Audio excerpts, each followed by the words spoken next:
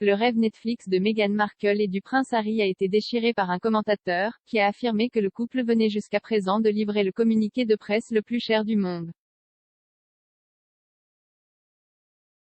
L'année dernière, le couple a pris la décision historique de laisser sa vie royale derrière lui et de s'installer de l'autre côté de l'étang dans le but de vivre une vie financièrement indépendante loin de la monarchie. Depuis lors, ils ont dépensé une fortune dans une foule de nouveaux luxes, comme un manoir à Montecito, un quartier exclusif en bord de mer à environ 2 heures de route au nord de Los Angeles. Alors qu'ils ont réussi à conclure une série d'accords lucratifs avec des plateformes telles que Netflix et Spotify, Harry a expliqué en mars à Oprah Winfrey comment il avait été coupé financièrement de sa famille. Cela a suscité une réponse du porte-parole du prince Charles, qui a déclaré, lors de la publication des comptes financiers de Clarence House pour l'année en juin, que les Sussex ont reçu une somme substantielle à leur sortie et qu'ils ont été financés jusqu'à l'été 2020.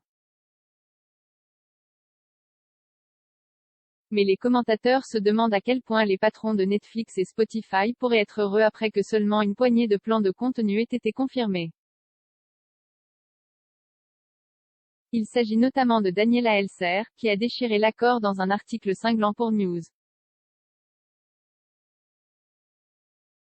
Au.com, elle a écrit en juin, alors que d'une part les projets de télévision et de long métrage mettent des années à arriver à l'écran, d'autre part, qu'est ce que Netflix a vraiment obtenu jusqu'à présent pour leur investissement estimé à 133 millions de dollars dans Le Duc et la Duchesse? Bien sûr, leur signature a été un énorme coup publicitaire, mais jusqu'à présent, tout ce que le géant du streaming a obtenu pour son engagement financier à 9 chiffres est essentiellement le communiqué de presse le plus cher du monde. Harry et Meghan ont beaucoup approuvé, et vite, car ils se battent contre la montre ici. Les deux projets Netflix incluent un de Meghan, qui produira une série animée intitulée Pearl. Pendant ce temps, la contribution de Harry comprendra un documentaire sur les Jeux Invictus, la compétition sportive pour les anciens combattants et femmes blessées. Mais comme l'accord a été signé il y a près d'un an, Madame Elser a fait valoir que Netflix pouvait s'attendre à un peu plus de son investissement de plus de 100 millions de livres sterling dans le couple. Elle a ajouté, lorsque les Sussex commenceront à dévoiler leur liste de projets de télévision et de podcasting, ils auront une chance, c'est-à-dire une chance d'impressionner le public et de faire sa marque en termes de chiffres fumants ou d'applaudissements critiques. Lorsque la nouveauté et l'éclat de travailler avec les membres de la famille royale s'estomperont, s'ils n'ont pas de nombre de streaming ou de récompenses à montrer pour eux-mêmes, alors leurs contrats seront-ils renouvelés? Essentiellement, ils auront une brève fenêtre pour prouver qu'ils valent les centaines de millions que les géants des entreprises ont parié sur eux. Pas de pression maintenant ou quoi que ce soit. Le fait est que même des entreprises d'1 milliard de dollars ne peuvent pas se permettre de continuer à verser des camions pleins d'argent dans deux entrepreneurs très célèbres s'ils ne s'avèrent pas être un bon investissement.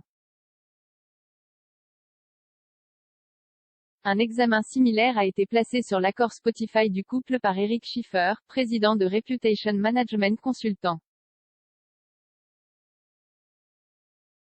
Il a déclaré à Newsweek l'année dernière que l'accord serait basé sur des facteurs de performance, mais a admis que même si le contrat était excellent pour eux, il était terrible pour la monarchie parce qu'ils choisissaient de le vendre à des prix bradés. Il conclut, je pense qu'ils profitent systématiquement du halo de la monarchie.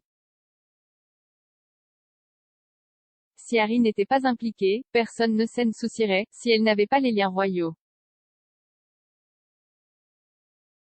Il y a cette guerre imprudente contre cette marque historique immaculée qui représente le peuple anglais depuis des siècles.